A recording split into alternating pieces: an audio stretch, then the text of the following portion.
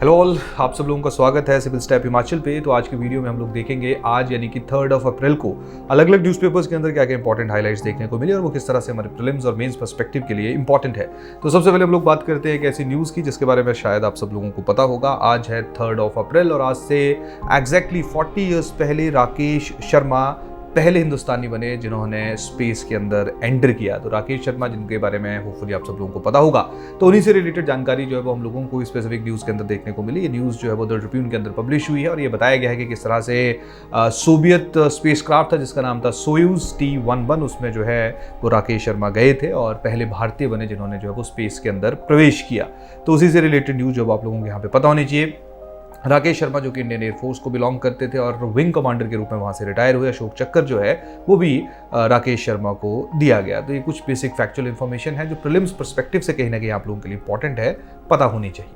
Next news के ऊपर हम लोग मूव करते हैं। इंडियन एक्सप्रेस के अंदर ये न्यूज़ पब्लिश हुई है और आजकल हम लोग अपने आसपास देख रहे हैं गर्मियों का जो महीना है वो लगभग शुरू हो चुका है और हिंदुस्तान के अलग अलग कोनों में एक पैटर्न ऑब्जर्व किया गया है कि जहाँ पे जो हीट वेव है उसकी शुरुआत हो चुकी है। तो उसी से रिलेटेड ये स्पेसिफिक न्यूज़ है, ये हम लोगों को इंडियन एक्सप्रेस के अंदर देखने को मिली, जो कहीं ना कहीं डिजास्टर मैनेजमेंट मॉडल जिसमें जो हीट एक्शन प्लान है जिसको HAP के नाम से भी जाना जाता है, उससे संबंधित न्यूज़ जब हम लोग यहाँ पे देख रहे हैं, जहाँ पे मेंशन किया गया है कि किस तरह से पिछले कुछ समय में एक चीज़ ऑब्जर्व की गई है कि जो टेम्परेचर है वो बहुत ज़्यादा इंक्रीज़ हो रहा है गर्मियों के माह में और हीट वेव जो पहले 4-5 दिन तक रहा करती थी कंसिस्टेंसी रेगुलरिटी में, अब उसी का जो स्पैन है वो इंक्रीज़ हो गया है। 2022 का जो मार्च माह था वो पिछले 120 सालों का सबसे गर्म जो मार्च है वो कंसीडर किया गया था और हम लोग देख रहे हैं कि हर साल जो है जैसे जैसे समय आगे बढ़ रहा है वैसे वैसे हीट वेव इंक्रीज़ हो रही है। तो इसी आर्टिकल में आप लोग देख रहे हो कि अलग अलग जगहों के ऊपर जो है वो काफ़ी लोग ऐसे हैं जो अपनी जान गंवा रहे हैं। लगभग 1000 के आसपास लोगों के द्वारा जो है वो हमारे देश के अंदर पिछले कुछ समय में हीट वेव के कारण जो है वो अपनी जान गंवाएंगी। तो इसी से रिलेटेड न्यूज़ जो आप लोग अलग अलग जगहों के ऊपर देख सकते हैं जहाँ पे ऑन एन एवरेज 1000 लोग जो है उनकी जान को बचाया जा सकता है अगर हम लोग प्रॉपर हीट एक्शन प्लान जो है उसको डेवलप करें। तो उसी से रिलेटेड ये जानकारी जो यहाँ पे दी गई है कि किस तरह से जो अब हम लोग एक प्रॉपर प्लान डिवाइस करें जिससे प्रॉपर वार्निंग दी जाए, जो हेल्थ केयर वर्कर्स हैं उनको प्रॉपर जो है वो ट्रेनिंग दी जाएगी, किस तरह से जो हीट वेव से अफेक्टेड मरीज हैं उनका इलाज किया जाए। तो ये न्यूज़ जो है आप लोग यहाँ पे देख सकते हो। नेक्स्ट न्यूज़ के ऊपर हम लोग मूव करेंगे। नेक्स्ट न्यूज़ जो है ये बेसिकली कका कदल से रिलेटेड है। कका कदल आजकल शायद आप लोग ऑब्जर्व कर रहे होंगे, देख रहे होंगे अलग अलग न्यूज़पेपर्स के अंदर भी और न्यूज़ के अंदर भी हम लोग देख रहे हैं कि केरला के बहुत सारे ऐसे हिस्से हैं, बहुत सारी ऐसी जगहें हैं जहाँ पे हम लोगों को फ्लड्स देखने को मिल रही हैं और ये जो बेसिकली फ्लड्स हैं ये सी वेव्स के राइज होने के कारण जो अब हम लोग देखते हैं। नॉर्मली जब विंड्स की जो स्पीड है वो थोड़ी इंक्रीज होती है तब इस तरह की, जिसको कोस्टल स्वेलिंग या सी स्वेलिंग के नाम से भी जाना जाता है और लोकल भाषा में इसको कलक कदल कहा जाता है। कदल जो है वो सी को कहा जाता है और जो कलक है वो थीफ को कहा जाता है। तो जब सी वेव जब लोगों के घरों में घुस जाती है, फ्लड लाइक कंडीशन जो वो क्रिएट करते हैं, तो उस जगह को, उस चीज़ को हम लोग कका कदल कहते हैं। तो ये इंडियन एक्सप्रेस के अंदर जो है वो ये न्यूज़ है और आप लोगों को पहले कका कदल के बारे में पता होना चाहिए और उसके साथ साथ प्रॉपर यहाँ पे ये भी न्यूज़ हम लोग देख रहे हैं कि किसके कारण जो है वो हम लोगों को कका कदल जो है वो देखने को मिल रही हैं, जिसने बहुत सारे एरियाज़ हैं जिसमें अलापुड़ा है, कोलम है, तिरुवनंतपुरम है, क्लियर, इन डिस्ट्रिक्ट्स के अंदर जो है वो सबसे ज़्यादा अफेक्ट डाला है, सबसे ज़्यादा प्रभाव डाला है। तो बड़ी बार ज्योग्राफी में नॉर्मली हम लोग देखते हैं कि कन्वेंशनल बुक्स में इस तरह के जो शब्दावली है उसका जिक्र नहीं किया जाता है, लेकिन न्यूज़पेपर के अंदर जब हम लोग ये वर्ड्स देखते हैं तो आप लोग जो इसको एक बार ज़रूर पढ़ लीजिएगा।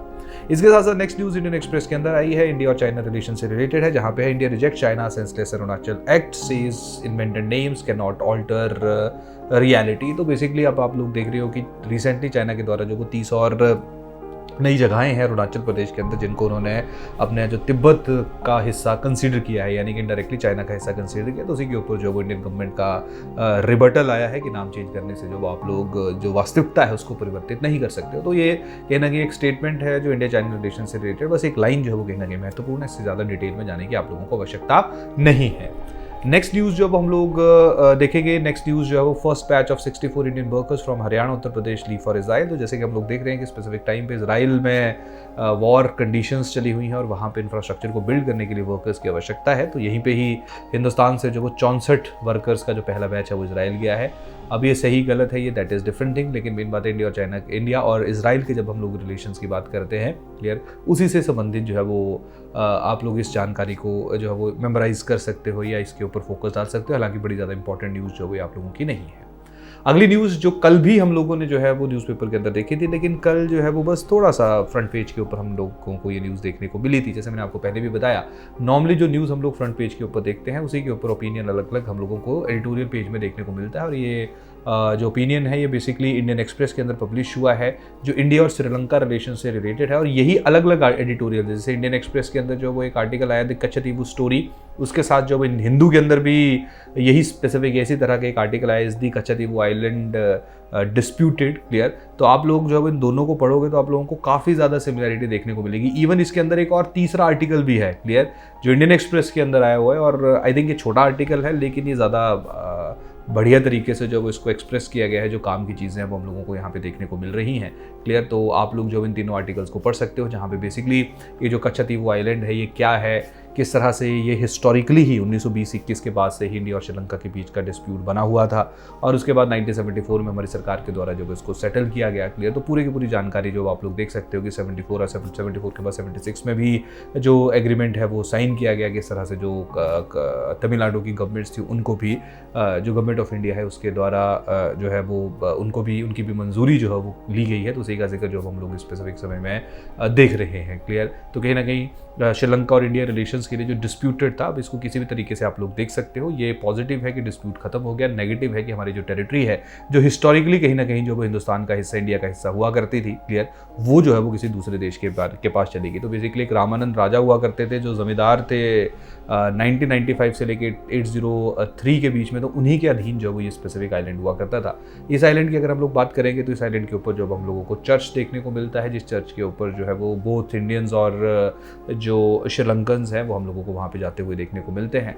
तो यही सारी की सारी जानकारी जो वो स्पेसिफिकली आप लोग यहाँ पे देख सकते हो। इसका पॉजिटिव साइड क्या है कि जो एक वेज बैंक था जो बेसिकली कन्याकुमारी के बिल्कुल साथ लगता है, वो भी एक डिस्प्यूटेड टेरिटरी थी, लेकिन वो हिंदुस्तान को बाद में मिला। तो ये सारी जानकारी की कैसे इंडिया को फ़ायदा हुआ, श्रीलंका को फ़ायदा हुआ, तो ये पूरा का पूरा जो तीनों आर्टिकल्स जो आप लोग इस न्यूज़ के अंदर या अलग अलग तीनों न्यूज़पेपर्स के अंदर जो हम लोगों को देखने को मिले हैं, वहाँ से जो है वो आप जानकारी एकत्रित कर सकते हो। अगली न्यूज़ के ऊपर हम लोग मूव करते। देखिए, अभी हम लोगों ने कुछ समय पहले देखा है कि हमारे यहाँ पे जो है एम्प्लॉयमेंट रिपोर्ट रिलीज़ की गई, जहाँ पे देखा गया कि इनफॉर्मल सेक्टर के अंदर लोगों की डिपेंडेंसी एम्प्लॉयमेंट में बहुत ज़्यादा है। नॉन फार्म सेक्टर की तरफ जो हमारी एम्प्लॉयमेंट की शिफ्टिंग हो रही थी उसमें थोड़ा सा रिवर्सल जो है वो ऑब्जर्व किया गया। तो उसी की तरह जो है उसी के ऊपर जो है वो जीडीपी ग्रोथ और जो जॉब क्रिएशन उसके बीच की मैपिंग की बात जो स्पेसिफिक आर्टिकल में की गई है, that is GDP growth should be a corollary of job creations. तो आप लोग जो इस आर्टिकल को पढ़ सकते हो, अगर आपने पढ़ना है तो बड़ी सारी ऐसी जानकारी है जो पुराने आर्टिकल्स में भी कहीं ना कहीं हम लोगों ने देखी हुई है। इसके साथ साथ नेक्स्ट न्यूज़ के ऊपर अगर हम लोग बात करेंगे, नेक्स्ट न्यूज़ जो है वो आत्मनिर्भर इन डिफेंस। तो याद करिए कि कल का जो हमारा न्यूज़पेपर था वहाँ पे जिक्र किया गया था कि किस तरह से इंडिया के द्वारा जो है वो पिछले 10 सालों के अंदर अंदर जो है वो लगभग 10 गुना जो एक्सपोर्ट है, आर्म्स एक्सपोर्ट है, उसको इंक्रीज़ कर दिया गया है। क्लियर। तो उसी के ऊपर जो है वो बेसिकली डिफेंस सेक्टर में जो हमारी आत्मनिर्भरता है, क्लियर, क्या किन किन एस्पेक्ट्स के ऊपर जो हम लोगों को फोकस कर रहे हैं, किस तरह से वो हमारी जीडीपी को कंट्रीब्यूट कर रहा है, ये सारी की सारी जानकारी जो आप लोग यहाँ पे देख सकते हो। तो इन जनरल डिफेंस अगर हम लोग मेन पर्सपेक्टिव से बात करें, क्लियर, तो आप लोगों के लिए महत्वपूर्ण है, आप लोगों के लिए इंपॉर्टेंट है। नेक्स्ट न्यूज़ के ऊपर हम लोग मूव करेंगे जो इंपॉर्टेंट है, that is Rohingya case brings India's refugee policy under scrutiny. तो देखिए, बेसिकली रोहिंग्यास को जो है वो, जैसे अभी इंडियन गवर्नमेंट का सीधा सीधा डिफेंस ये है कि जो रोहिंग्याज है वो इलीगल माइग्रेंट है और उनको जो यहाँ पे शरण नहीं दी जाएगी। क्लियर। इवन यूनाइटेड नेशन के द्वारा जब उनको रिफ्यूजी स्टेटस दिया भी गया है। तो उसी के ऊपर पूरे का पूरा आर्टिकल जो हम लोग देख रहे हैं कि किस तरीके से जो वो लोकल पॉपुलेशन अलग अलग जगहों के ऊपर डिस्ट्रीब्यूट हो रहे हैं और वहाँ पे लोकल पॉपुलेशन के साथ जो कन्फ्रंटेशन के जो सिचुएशंस है वो भी हमें इंक्रीज़ होती हुई देखने को मिल रही हैं। हालांकि इस स्पेसिफिक जो आर्टिकल है इसमें थोड़ा डिफरेंट पर्सपेक्टिव पिक किया गया है, जहाँ पे रोहिंग्याज जो है उनका ओपिनियन कहीं ना कहीं हम लोगों को देखने को मिल रहा है। और सुप्रीम कोर्ट के अंदर भी स्पेसिफिक टाइम पे केस है कि कहीं जो रोहिंग्याज के साथ डिस्क्रिमिनेशन हो रही है राइट टू इक्वालिटी के अगेंस्ट तो नहीं है, क्योंकि right to equality in general जब हम लोग आर्टिकल 14 के अंदर बात करेंगे तो वो सिटीजन और नॉन सिटीजन दोनों के लिए एक्सटेंडेड होती है। क्लियर। तो एक पहलू इसका ये है। दूसरा पहलू जो है, जब हम लोग रोहिंग्याज की बात करेंगे तो जैसे म्यांमार का एक छोटा सा एक हिस्टोरिकल एविडेंस या हिस्टोरिकल जो कंटेक्स्ट है वो भी यहाँ पे समझाया गया है कि किस तरह से जो म्यांमार में बुद्धिस्ट मेजोरिटी उनके अकॉर्डिंगली ये लोग जो हैं वो बांग्लादेश से आए हुए थे और इनके अकॉर्डिंगली रोहिंग्याज कहते हैं कि जी नहीं जी, हम लोग यहीं के ही हैं और हमारा जो कल्चर, हमारी जो भाषा है वो डिफरेंट है। तो काफ़ी अच्छा आर्टिकल जो है वो आप लोग इसको देख सकते हो, जहाँ पे प्रॉपरली जो है वो रोहिंग्याज का जो इशू है उसको बहुत अच्छी तरह से ह्यूमन राइट्स के जो डायमेंशन और इंडियन कॉन्स्टिट्यूशन उसके तहत जो है उसको रिलेट किया गया है। तो GS2 में कहीं ना कहीं जो है वो ये इंपॉर्टेंट है, और रिफ्यूजीज से रिलेटेड जो पॉलिसी है उसके ऊपर भी काफ़ी अच्छी कमेंट्री है। तो आप लोग जो भी इस आर्टिकल को भी ज़रूर रीड किया करिएगा। क्लियर। तो ये जो है वो कुछ इंपॉर्टेंट आर्टिकल जो है वो हम लोगों को यहाँ पे देखने को मिल रहे हैं। क्लियर। तो ये था आज का हमारा इंपॉर्टेंट न्यूज़ के अंदर इंपॉर्टेंट हाईलाइट्स और किस तरह से वो हमारे एग्जाम के लिए इंपॉर्टेंट है। बाकी हम लोग कल फिर मिलेंगे, तब तक के लिए थैंक यू, धन्यवाद।